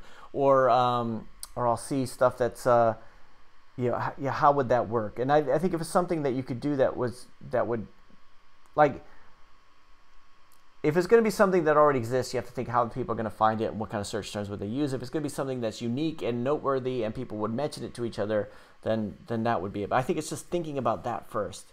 And the title is probably the most important thing about it, because that's what they're going to have the search terms in it. Hawk says, is there still a demand for AR and VR stuff, or is it dead? I don't think it's dead. I think we just haven't really seen a really good use case for it. I haven't seen a really good. It's the kind of thing where it looks really cool, but I haven't figured out how to do it. I can remember for a long time. I remember watching a Seth Godin speech online where he's talking about Google Maps. This was like early, like right after they did it. Because it's really cool, but I don't know what to do with it yet. Right? Unless I'm in my car, I don't have any use for it. And they took that, and now Google Maps is integrated into so much where you could do so much with it, and it's like almost become its whole ecosystem. And I think AR and VR is gonna have something where we really see something's got to come up where I think that would be a perfect use case for that. You know, that it's going to be part of our daily lives. So, but right now I haven't seen anything yet. I mean, even when I try to dream up stuff, when I try to dream up AR applications, I remember looking at it, I thought, for my language learning games, it would be really cool. Oh, I mean, everybody says, why do you do a language learning game where if you point the phone at something, it identifies it and translates it?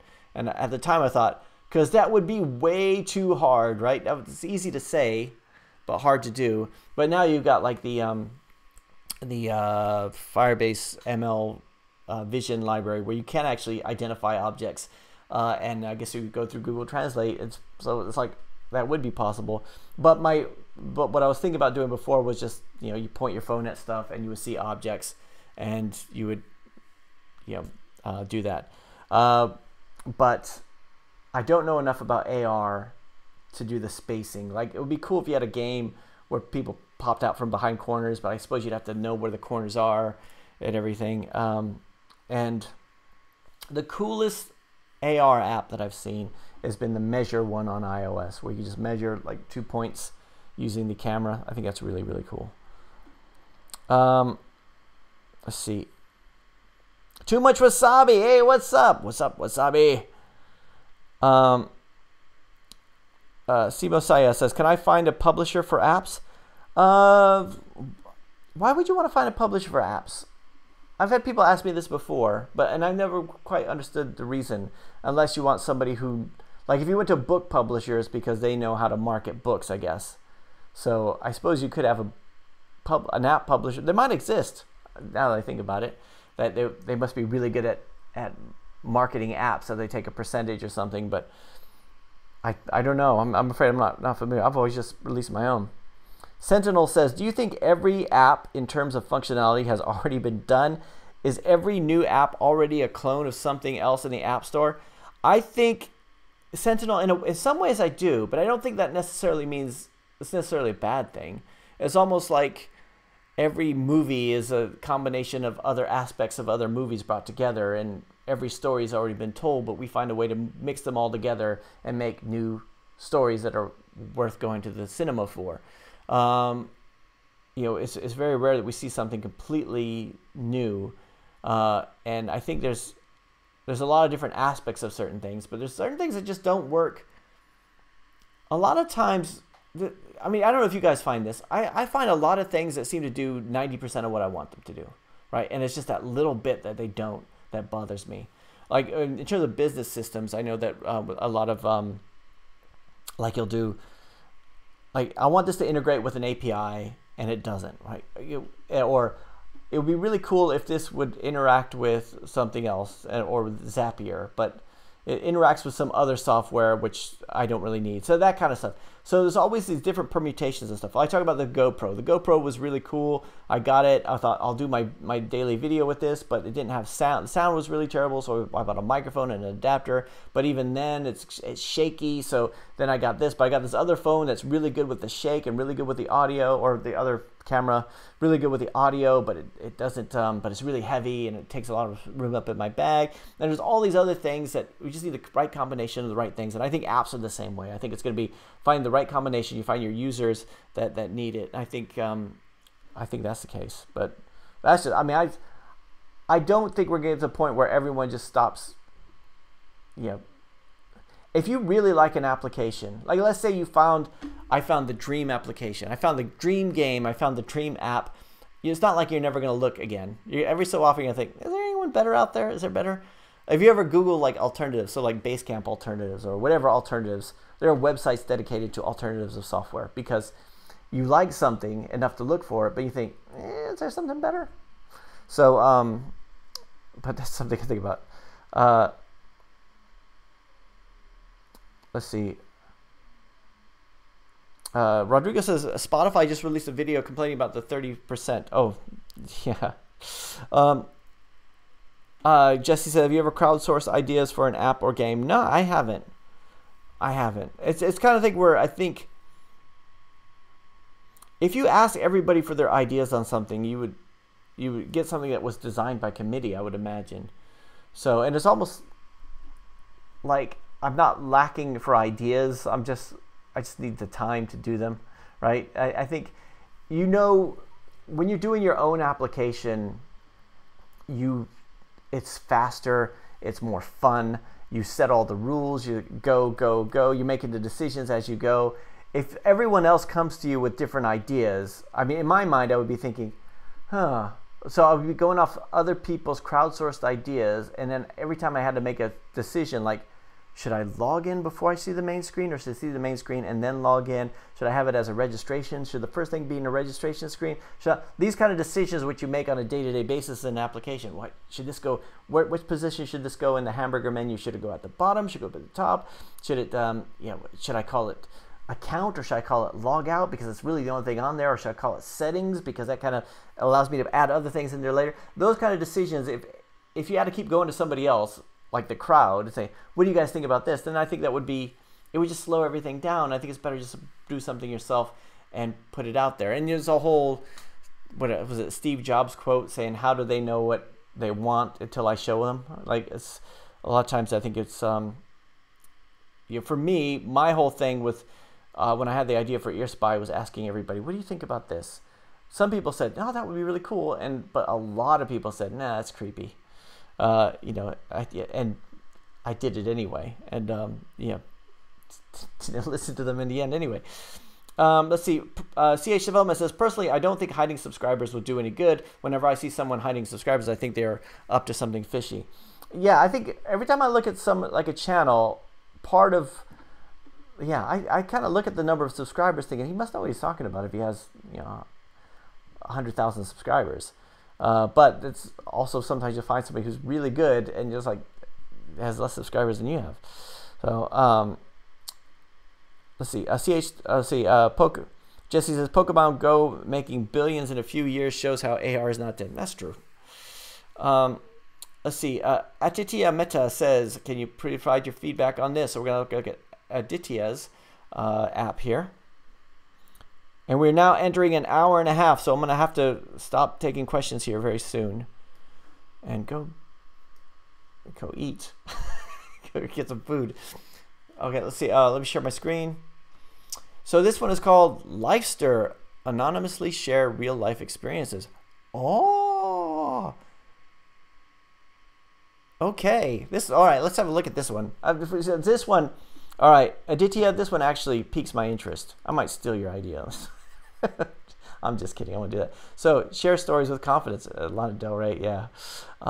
Privacy option, public, post as Jake Perry, anonymous. Cool. Never miss stories from people you love to hear from.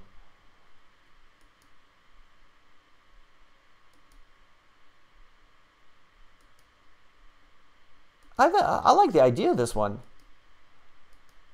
Because, okay, this is what I like about this one. And again, it's getting it in front of enough people, because if you don't have enough people on it, you have to get it out there. But, because it's not just the kind of thing where, let's say, all right, I'm trying to think of something that's embarrassing that's not too embarrassing that I would admit to. So, let's see, like when you're at school and you wet your pants, right? Or let's say you have something that happens. Like, let's say we've all been in a situation where we said something that we regret. Like, we made a joke about something and it was completely taken the wrong way. So much to the fact that you think that you felt like the worst human being in the world. Like, you just felt like Oh, right. Just, I can't believe I said it. I don't even know why I said that. It's just the first thing that popped into my mind. I thought it was funny. I didn't think it was going to offend anybody, but all of a sudden, everybody hates me because I said it.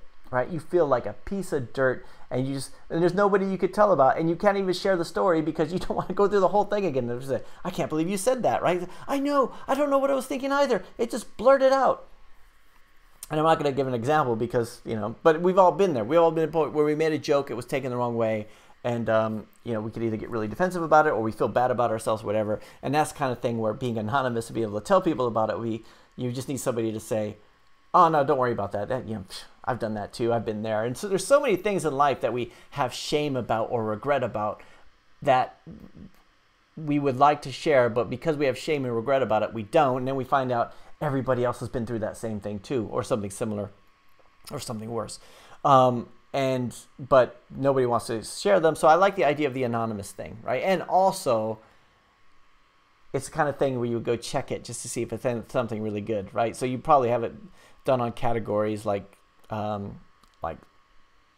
just think that would be interesting. I think it's interesting to find other people have those things. And before the internet, we didn't really have that. But now with the internet, you'd have a lot of people sharing that stuff. So but again, I don't know how unique that is, but I like the idea of it. So Lifester, I like the name too. I don't, not for search, but just in terms of anonymously share real life experiences. So let's see, let your heart speak, do daily journal entry. So, anonymously, ability to write stories without an internet connection. So yeah, I think to me it looks like a good idea. I don't know in terms of the icon if it looks unique enough. Is that a crash outside?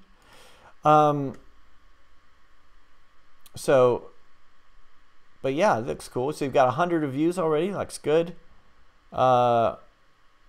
Please add option not to have sign in with Google. It would make it better. Make a sign in with email option, please. Yeah, I would imagine that would be my fear there too. Like if I was going to tell the deepest, darkest secrets, I wouldn't want the developer, you, Aditya, knowing what I was saying or knowing who I was. If I wanted to say like, I got my balls stuck in my zipper or something again, right? Like something that really embarrassing. I want to like, oh, that guy, Jake Steele, that's Eric. So, but cool. What do the rest of you guys think there? Ketchup isn't a publisher. I didn't know that. So, sorry, go back to the thread here. Pork Pie Software says AR/VR is big in construction and architecture industry, going to site and overlaying a building onto site to show your client what end result would look like plus VR walkthrough. Yeah, we pitched somebody a similar one before, and that's a very interesting one.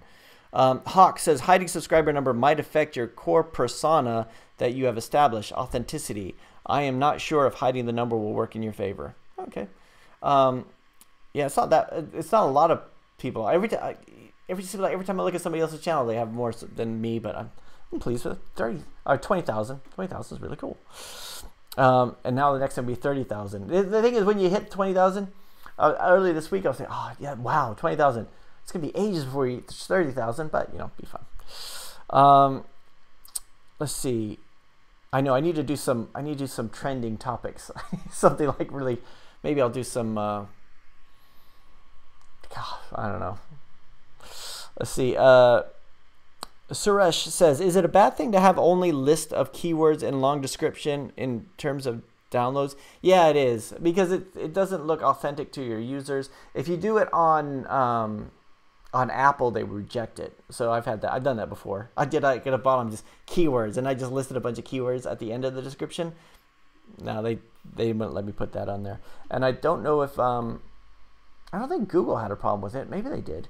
But yeah, you shouldn't just put a list of keywords, because ultimately the keywords are to get the app found. The keywords are for the search algorithms, but when the user gets there, you still want it to be user friendly. So that's the balance. Let's see. Potionware says, how hard is it to make minimum wage of $8 from an app?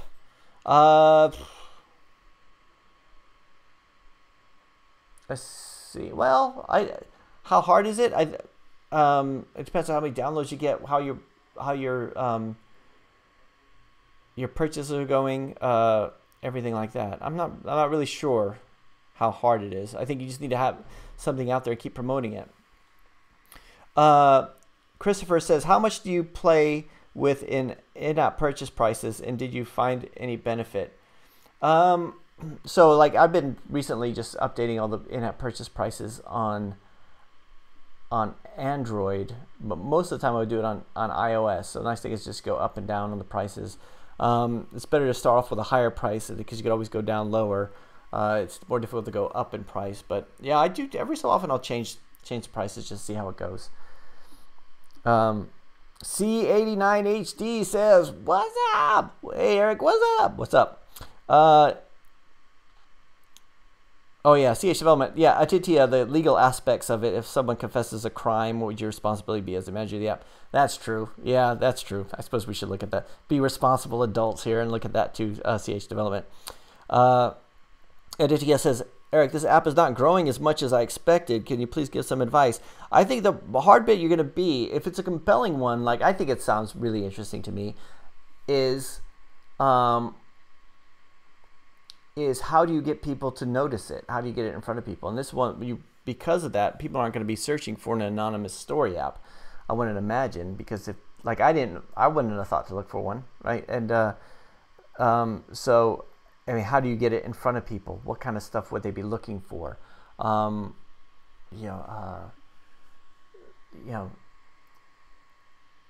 Embarrassing, shameful, secret.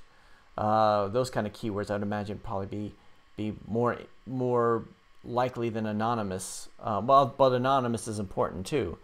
Let's see.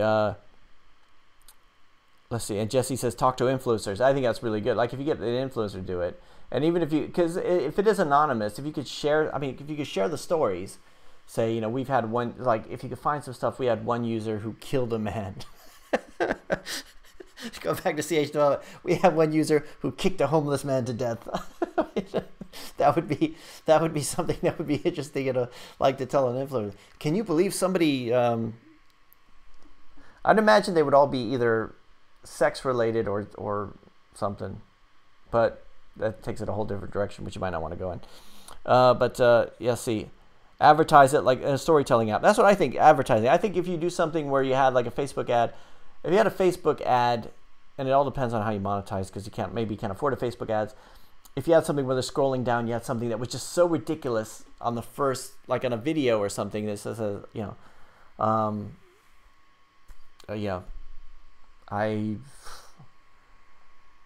whatever. What would somebody say that would be really embarrassing? I caught an STD and I gave it to.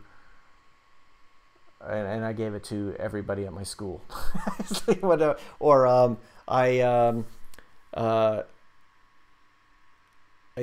accidentally went sleepwalking naked down the street. I would try to think of something that you would do that would make people say, "Oh, I want to read the rest of that," and that would get them into the story. But then you also have it has to be a good taste, so you don't want to put something really nasty on people's streams. So I missed a question here. Which was it?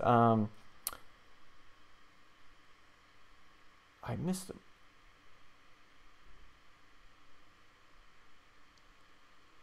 There was one last question. Oh yeah.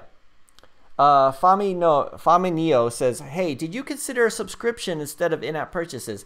Not at the time, because nobody was really doing subscriptions when I did it, so I did in-app purchases. But I have now, because I downloaded a scanner app for iOS, and it was like whatever $4 a year to use the subscription, and I thought, why? The subscription doesn't even make any sense, but I went with it. No, maybe it was more than that, but I just needed the app, so I did the subscription, and of course I got the notification saying, luckily with Apple, they actually sent something to say the subscription is about to be renewed, and I said, oh, cancel, right? But a lot of things like Headspace is one where it just keeps getting renewed, and I think, oh God, I forgot. I haven't used that thing in 8 months. I forgot all about it. And I think that's the whole thing with the subscriptions, is that that second payment before they cancel it. At least that's the way it is with me.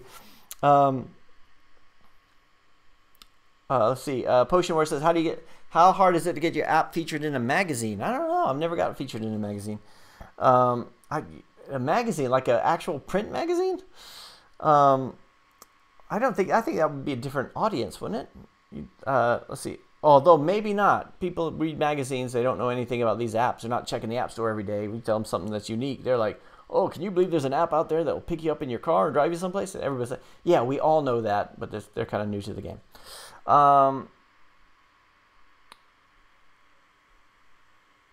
Jesse says, create a viral queue, limit some features of the app, but enable them to, whenever the user has shared some of the app with a certain number of people. That's really cool, Jesse. I like that. Yeah. You want them to share. You want them to share and get stuff out there, and maybe you have a features section too. If you have a features section, because some stuff might be very mundane, I'd imagine. Like, everybody does that, but other stuff might be like, oh, this is really cool. I'll put this on the featured section. So that's the kind of stuff you would. And the thing I think about when I talked about EarSpy has very low retention because there's no reason to keep going back into it unless you need it. If it was something like that, I mean, Facebook is really good because it's always something new there, and news apps are always there because there's always something new there. You have to check it, and if you have something, if you can get people back into it, I think it would be really cool. Abaldaro says, just look at other apps like this one. One is Whisperer, and it just to say what they're doing. I've seen it everywhere. Yeah, so Abaldaro, that's yeah, I haven't actually looked into it. I mean, it might be something that's, like I said, I'm the old guy who doesn't know what else is out there. I haven't researched the market, and if it is overcrowded, then that might be a problem too. So Suresh says my CTR is 0.30. How can I increase it? 0.30%. You really can't increase your click-through rate on ads. It's really there's no way to do, I can't think of any way to do it because it's a result of the ads themselves. I mean, maybe it's the placement, but you don't want to have such a high click-through rate that it looks like people are accidentally clicking on it. You don't want people to accidentally be clicking on it. So again, it's all the ad. If the ad is for the new Avengers movie, then you're going to have a lot more clicks than if it's for anal fissure cream, unless that's what the person really needs. Let's see. Fani Neo says, this is my last question here. It's not a question, but have I missed any? I hope I haven't missed any. Apologies if I have. Fami Neo says, I was told you cannot be featured on Google Play with MVP and that it has to be a ready app. What MVP, a minimum viable product, I mean, it should be a ready app, right? When you talk about minimum viable product, we're talking about that first version that gets out there. You shouldn't have, an MVP doesn't mean the structure. It means like if my app was a camera app, it should be able to take pictures, but maybe in the future I wanted to have autofocus, or I wanted to have voice control, all this other stuff. But my MVP is I need to get this out on the market, so I'm going to put the bare minimum in there. But it still has to be a working app, right? In order to be featured. So, and Google doesn't know what the whole plan is, right? So as long as it's something that people can use, yeah, do it. So, all right, everybody, thank you so much for showing up to the live stream this week. It's been 1 hour and 47 minutes.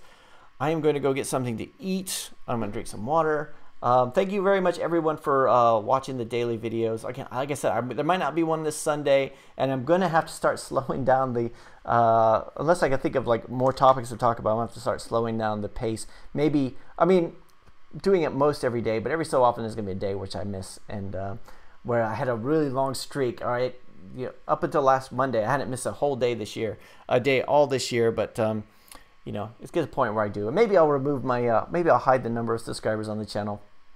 I don't know, but and I need to do some collaborations and interview some more people. Maybe I'll get Steve P. Young back on the channel again. See if he's willing to do some more stuff, and we talk about the ASO side of things, which is still the more important side of stuff. And he's got all those conventions and stuff we can talk about too. Anyway, that is it for today. Everybody have a fantastic weekend. I'm gonna go get some pizza. I'll talk to you guys later. Bye. Have a good weekend.